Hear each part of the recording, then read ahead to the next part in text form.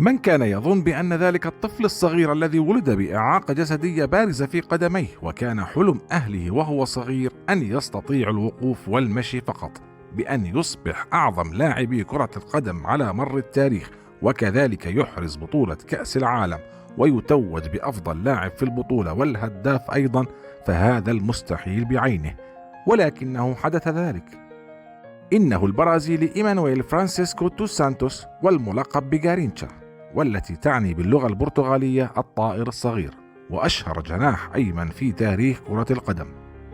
ولد جارينشا في عام 1933، ومنذ صغره كان يعاني من إعاقة جسدية في التواء وإعوجاج في ركبتيه نحو الخارج، وقدمه اليمنى أقصر من قدمه اليسرى ب6 سنتيمترات، ويوجد إعوجاج في عموده الفقري وميل حوضه للجهة اليسرى، الأمر الذي تطلب التدخل الجراحي لإنقاذ ما يمكن إنقاذه حتى استطاع الوقوف والمشي على قدميه.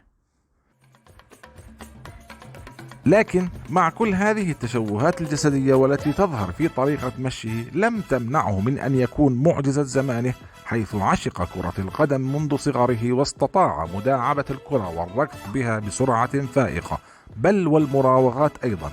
وقد سمي بملك المراوغات، واشتهر بالمراوغة على مرحلتين: الأولى يقوم بالتمويه بجسده وقدمه اليمنى ويقفز على اليسرى ليعطي انطباع بالانطلاق، مما يشتت تفكير المدافع عن فهم نية جارينشا، ليقوم الأخير بالانطلاق بسرعة على الجناح ويقوم بتمرير الكرات العرضية الحاسمة لزملائه لتسجيل الأهداف، وقد سجل الكثير منها أيضا. أدت موهبته هذه في ناديه بوتافوغو إلى استدعائه من قبل المدرب فيولا ضمن تشكيلة السيليساو في مونديال عام 1958 بالسويد، والتي توجت البرازيل بلقبه، وكان من ضمن أعظم تشكيلة للمنتخب، وشكل ثنائيا رائعا مع الأسطورة بيليه، وصنع الكثير من الأهداف، وأشهرهم تمريرتين حاسمتين في دور نصف النهائي أمام فرنسا، وكذلك مثلهم في النهائي أمام منتخب السويد. وبعد مرور 4 سنوات وفي مونديال تشيلي بعام 1962، والتي حظيت بتنظيمه من قبل الفيفا، شارك بها منتخب السامبا بصفته صاحب اللقب في النسخة الأخيرة، وكان أغلب تشكيلة لاعبي منتخب البرازيل في هذا المونديال هم نفسهم الذين شاركوا في المونديال السابق بالسويد. وكانت أنظار العالم تتجه إلى هذا المنتخب الذي قدم أداء رائعا وذاع صيته بين أرجاء العالم، وخصوصا نحو الموهبة الكروية بيليه الذي أبهر العالم في أدائه الرائع وأهدافه. بدأ منتخب السيليساو مشواره في البطولة بالفوز على المكسيك ب2-0. سجل الهدف الأول ماريو زاغالو، وسجل الهدف الثاني بيليه بهدف جميل ورائع بعد انفراد ومجهود فردي بين المدافعين، صنف من أجمل الأهداف. وفي المباراة الثانية أمام منتخب تشيكوسلوفاكيا المنتخب القوي، تعادل منتخب البرازيل بدون أهداف، ولكن الصدمة بأن الأسطورة بيليه قد أصيب في بداية هذه المباراة، وخرج بمساعدة طبيب الفريق، والتي تبين فيما بعد بأنها إصابة قوية لن يستطيع بيليه إكمال اللعب والمباريات المتبقية مع السيليساو في هذا المونديال، وقد شكلت صدمة كبيرة لأنصار وعشاق البرازيل. وقد توقع الجميع بأن المنتخب سينهار، خصوصا بعد خروج نجمه الأول بيليه من المنتخب بسبب الإصابة، لكن ما حدث كان عكس ذلك تماما. ففي المباراة الثالثة أمام المنتخب الإسباني المدجج بالنجوم كبوشكاش وألفريدو دي ستيفانو وسواريز، وبالرغم من تقدم المنتخب الإسباني بالهدف الأول، انفجرت موهبة جارينشا وأظهر فنياته العالية، وقاد منتخب البرازيل للفوز على منتخب إسبانيا بهدفين مقابل هدف واحد، وقد صنع الهدف الثاني من تمريرة حاسمة بعد مراوغة المدافعين سجلها اللاعب البديل لبيليه أماريودو.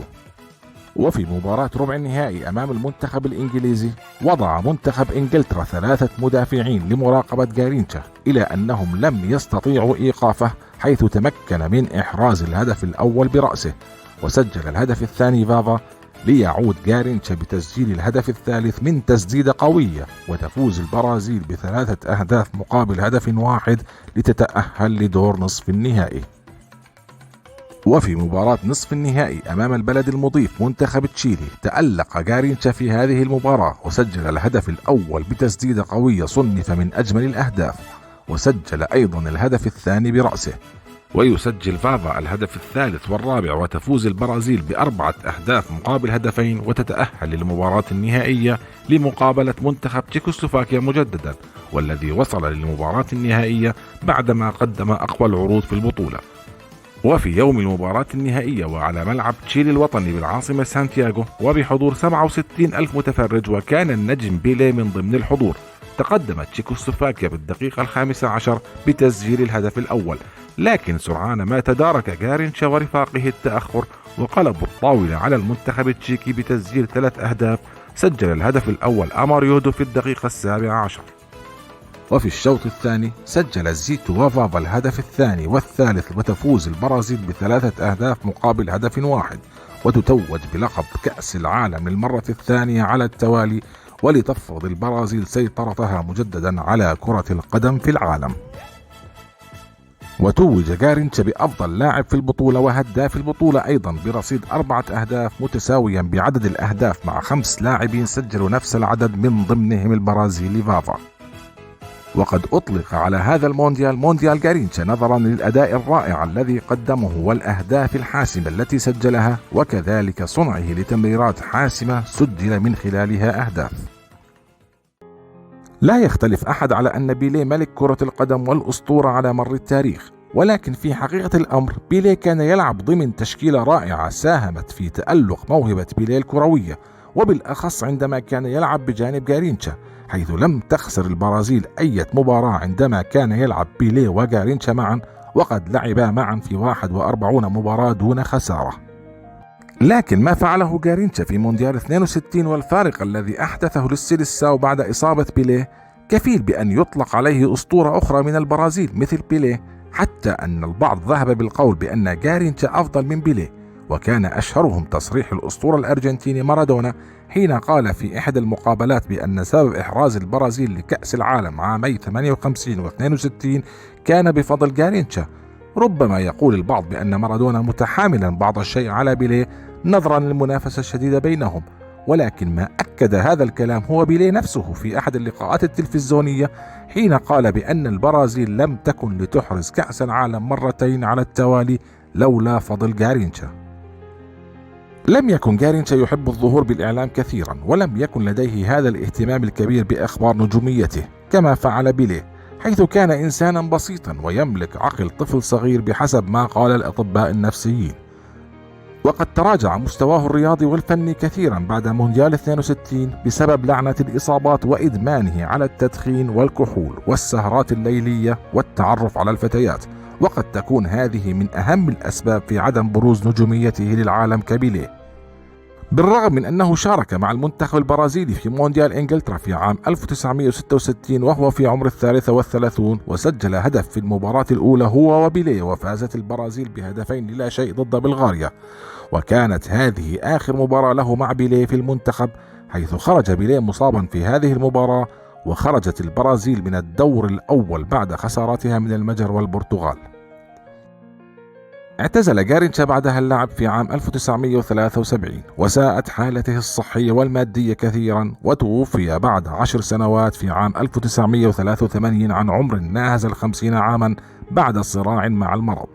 ودفن في أحد مقابر ريو دي جانيرو. لم يحظى غارينشا بهذه النجومية العالمية كما حظي بها بيليه، إلى أن الكثير من البرازيليين يعتبرونه أسطورة كروية كبيرة قدمت للبرازيل ولعالم كرة القدم الشيء الكثير، وأنه حين كان يلامس الكرة داخل الملعب كان يجلب السعادة في قلوب الجماهير بأدائه ومراوغاته. ولا زال غارينشا بنظرهم ونظر الكثير أشهر جناح أيمن في العالم وملك المراوغات.